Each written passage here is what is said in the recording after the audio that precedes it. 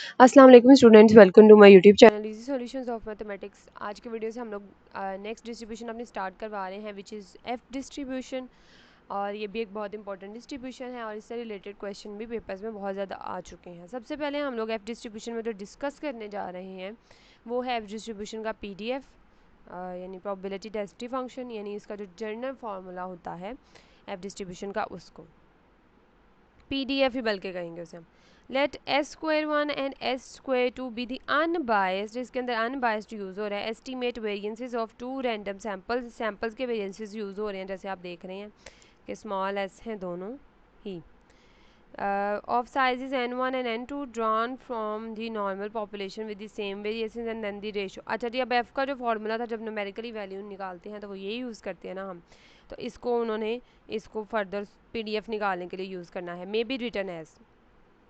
अच्छा जी, अब इसके अंदर क्या किया है, हम लोग बिल्कुल ऐसा कर सकते हैं कि हम लोग ऊपर नीचे दोनों को सिग्मा स्क्वायर से डिवाइड करवा सकते हैं।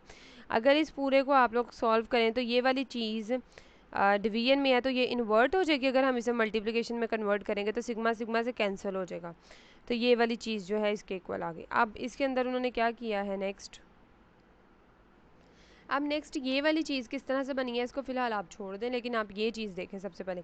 Where u is equal to n1 minus, यानी कि अगर सिग्मा 1 स्क्वायर के साथ n1 माइनस 1 और s²1 हो, एड नीचे sigma square is a chi square variance is a chi square variable with nu one is equal to n1 minus 1 degree of freedom, and उसके बाद ये v वाली चीज़ है is a chi square variable, और यहाँ पे nu two n²1 degree of freedom है इसका। तो ये दोनों लाइनें हैं अगर आप इनको पढ़ें तो। उसके बाद नेक्स्ट हम लोग देखते हैं ये चीज़ कैसे आई है। अब इस चीज़ को आपने याद रखना है, इसको हमने फर्दर किस तरह से सॉल्व करना है। Since u and v are independent chi-square variables with nu 1 and nu 2 degree of freedom respectively, therefore their joint distribution। अब joint distribution function इस किस तरह से बनेगा, अब देखिए हम लोगों ने क्या किया है, s²1 ओवर सिग्मा स्क्वायर था ऊपर, तो हमने n1 माइनस 1 से मल्टीप्लाई और डिवाइड करवा दिया। इसी तरह उसके डिनोमिनेटर में भी s2 का स्क्वायर था और उसके बाद डिवाइडेड बाय सिग्मा स्क्वायर था, तो n2 माइनस n1 से करवा दिया। अब इस पूरी, अब ये देखें ये वाली जो पूरी चीज़ है, ये वाली, ये हमने अभी पीछे पढ़ा है किसके इक्वल है, u के, और न्यू 1 है तो वो n1 माइनस 1 के इक्वल है, और न्यू 2 है तो वो n2 माइनस 1 के इक्वल है, और इसी तरह से ये वाली सारी चीज़ जो है ये v के इक्वल हो गई। अब हमने इसकी जॉइंट डिस्ट्रीब्यूशन बनानी है। जॉइंट डिस्ट्रीब्यूशन किस तरह से बनेगी अब अपने वो देखनी है। u और v की जो जॉइंट डिस्ट्रीब्यूशन है, सबसे पहले हमारे पास u क्या है, u भी हमारे पास एक काई स्क्वायर रैंडम वेरिएबल है, और v क्या है, v भी हमारे पास एक काई स्क्वायर रैंडम वेरिएबल है, तो दोनों इंडिपेंडेंट भी हैं। तो दोनों की जो जॉइंट डिस्ट्रीब्यूशन बनेगी, हमने पहले with respect to u chi square का PDF लिख लिया, फिर विद रिस्पेक्ट टू v काई का लिख लिया, क्योंकि दोनों का ही हैं और इंडिपेंडेंट भी हैं तो दोनों के मल्टीप्लाई हो जाएंगे आपस में। उसके बाद दोनों की रेंज u की भी और v की 0 से इन्फिनिटी तक जा रही है, ये रेंज साथ आपने बता देनी है। उसके बाद नेक्स्ट उन्होंने क्या किया है, 2 की बेस सेम है तो पावर्स को उन्होंने ऐड कर दिया है। इसी तरह से उन्होंने एक्सपोनेंट की पावर्स को भी आपस में ऐड करवा दिया, और u v और ये गैमा वाली सारी चीज़ें जो हैं वो अलग कर ली हैं, तो ये पूरा एक फार्मूला हमारे पास बन गया। To obtain the distribution of f we make the change of variable as. अब हम यहाँ पे करेंगे वेरिएबल्स को चेंज। किस तरह से चेंज करेंगे कि हम लोगों ने क्या करना है, f is equal to u by nu 1 and divided by v divided by nu 2, and v is equal to v ही रहेगा। सो डैट यहाँ से अब हमने क्या किया, u की वैल्यू निकाली एंड द जैकोबियन ट्रांसफॉर्मेशन इस। अब हम क्या करने जा रहे हैं, u और v को हम लोगों ने न्यू और f में हम लोग u और v की डिस्ट्रीब्यूशन थी ना, तो अब हम उसे ग्रेटर f में और v में चेंज करने लगे हैं दोबारा से। तो अब चेंज ऑफ वेरिएबल्स करें तो उसके फॉर्मूले में हमें जैकोबियन भी चाहिए होता है, तो हम लोगों ने ये चीज़ हम लोग टी डिस्ट्रीब्यूशन के PDF में पहले कर चुके हैं। इसमें आप लोगों ने सिर्फ f डिस्ट्रीब्यूशन का जो PDF है ना, इसके अंदर आपने स्टेप्स को याद रखना है। अगर आपने स्टेप्स को मेमोराइज कर लिया तो बहुत ज़्यादा आसान है, ये इतना मुश्किल नहीं है, थोड़ा सा बस लंबा लंबा हो रहा है काम, वरना बहुत आसान है। जैकोबियन का फार्मूला यही होता है कि हम लोगों ने जो जिन वेरिएबल्स को चेंज करना है उनके रिस्पेक्ट से जो पुराने वेरिएबल्स हैं, अब u और v है ना, तो उसको हमने चेंज करना है f और v के साथ। तो पहले हमने u का विद रिस्पेक्ट टू f और v लिया, फिर हमने v का विद रिस्पेक्ट टू f और v लिया और पार्शियल डेरिवेटिव लेना है आप लोगों ने।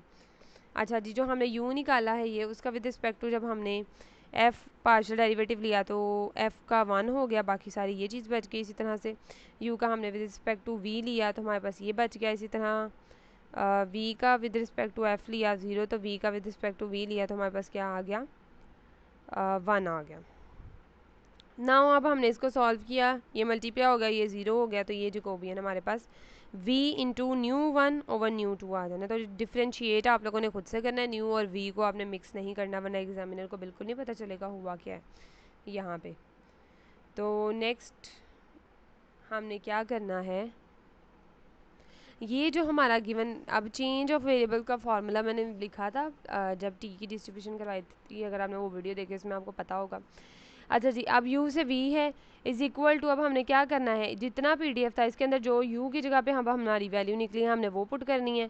जो हमने v की जगह पे तो v नहीं रहना है, u की जगह पे उसकी वैल्यू पुट होगी, तो u की जगह पे हमने क्या करना है, उसकी वैल्यू को पुट करनी है, क्योंकि एक्चुअली v तो वहीं रह रहा है, हमने u को चेंज किया लेकिन हम लोगों ने v is equal to v कह दिया, यानी कि इनडायरेक्टली एक हो या दो चेंज हो, काम सारा वही होना है। अब यहाँ पे ग्रेटर एफ आना है और वी आना है, तो इसका मतलब है जहाँ जहाँ पे यू है वहाँ पे ग्रेटर एफ आएगा और वी की जगह पे वी ही रहेगा, और उसके साथ साथ चेंज होने के बाद उसके साथ उसका जैकोबियन भी मल्टीप्लाई होगा। नेक्स्ट देख लेते हैं, अब ये यू है, यू की जगह पे उसकी सारी वैल्यू जो निकाली हुई है वो आ गई। उसके बाद वी था, वी की जगह पे ये देखें ये वैसे का वैसे ही आ गया। उसके बाद एक्सपोनेंट की पावर में u/2 माइनस v/2 था, तो अब उन्होंने क्या किया है कि बल्कि यहाँ से देखें ये वाला, ये सिंप्लीफाइड फॉर्म है, उसके ऊपर वाले की मैंने देखी नहीं इसको। पहले उन्होंने u की जगह पे u की वैल्यू पुट कर दी, फिर v की जगह पे v ही रहने दिया है। उसके बाद ये एक्सपोनेंट की पावर में माइनस u प्लस वी था, अब u की जगह पे उसकी वैल्यू और प्लस v की जगह पे सिर्फ वो ही उसकी वैल्यू रहेगी डिवाइडेड बाय 2, और ये एक्सपोनेंट की पावर है। उसके साथ हमारा जो जैकोबियन निकला था वो v into new 1 by nu 2 है, इसको हमने करवा दिया मल्टीप्लाई।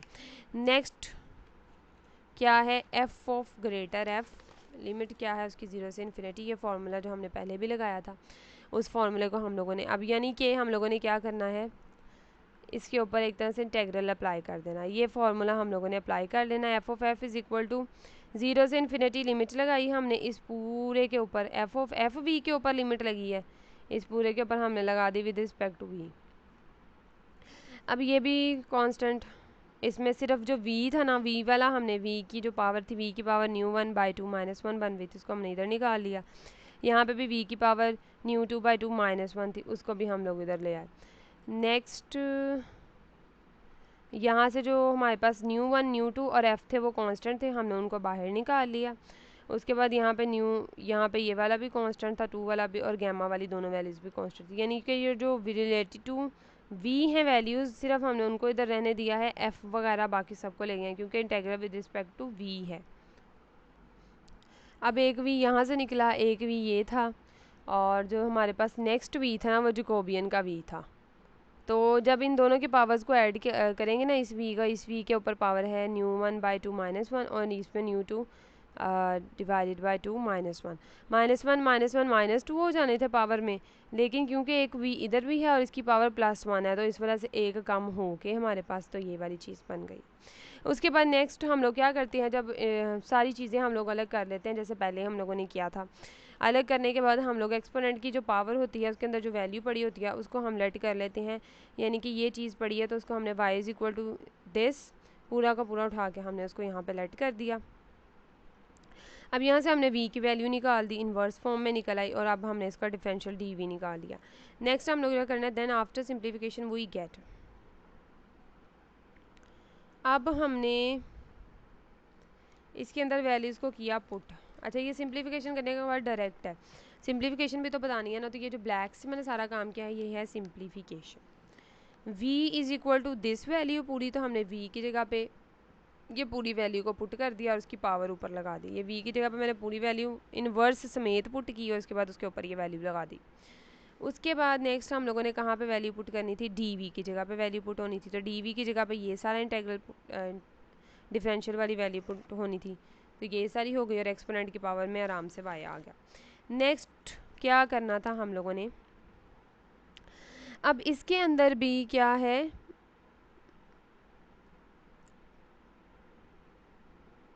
पावर जो है वो, पावर को छोड़ें, ये न्यू1 न्यू2, क्योंकि विद रिस्पेक्ट टू dy है तो हमें सिर्फ y चाहिए, क्योंकि विद रिस्पेक्ट टू dy है तो हमें सिर्फ हम लोगों को y चाहिए, बाकी सारी चीज़ें क्या ट्रीट होंगी, कांस्टेंट ट्रीट होंगी। तो जो 2 है उसको भी हमने बाहर निकाल लिया, उसकी पावर के साथ इतनी बड़ी सी पावर निकली, उसके साथ हम लोगों ने 2 को भी बाहर निकाल लिया, एक 2 ये वाला आ गया, ये वाला 2 भी आ गया। अब हम इस पूरी वैल्यू को इन -1 के साथ है, तो ये तो +1 की थी ना 1/2, तो हमने इसके साथ मल्टीप्लाई किया उसको, और उसको भी हम लोगों ने क्या किया, बाहर निकाल दिया।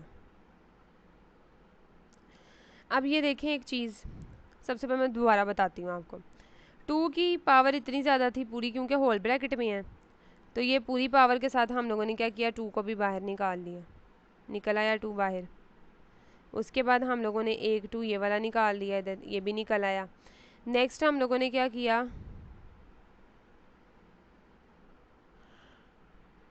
एक्सपोनेंट भी अंदर रहेगा। उसके बाद नेक्स्ट इस पूरी वैल्यू पे इन्वर्स था, ये पूरी वैल्यू कांस्टेंट ट्रीट हो रही है और इसके ऊपर इन्वर्स भी है, तो इसकी ये वाली पूरी होल पावर के साथ ये बाहर निकाला हम लोगों ने। और ये देखें, ये वाली भी इन्वर्स वाली वैल्यू है, ये वाली भी इन्वर्स वाली वैल्यू है, दोनों सेम है, दोनों को बाहर निकलेंगी। अब इसमें देखें इसकी पावर क्या है, -1, और इसकी पावर जो है जब इधर मल्टीप्लाई होगी तो इसके साथ न्यू1 प्लस न्यू2 के साथ जो है डिवाइडेड बाय 2 के साथ आ जाएगा यहाँ पे माइनस, और इस 1 के साथ क्या आ जाएगा, प्लस। जब ये इन्वर्स, जब इस पे इन्वर्स वाली वैल्यू पे ये पूरी पावर अप्लाई होगी ना, तो ज़ाहिर है माइनस इनके साथ मल्टीप्लाई होगा तो ये +1 हो जाएगा, ये -1 पावर होगी, +1, जब बेस सेम होगी पावर्स को ऐड करेंगे तो इसका -1 और +1 आपस में कैंसिल, तो ये हमारे पास सिर्फ ये वाली जो है ना इसकी पावर रह जाएगी।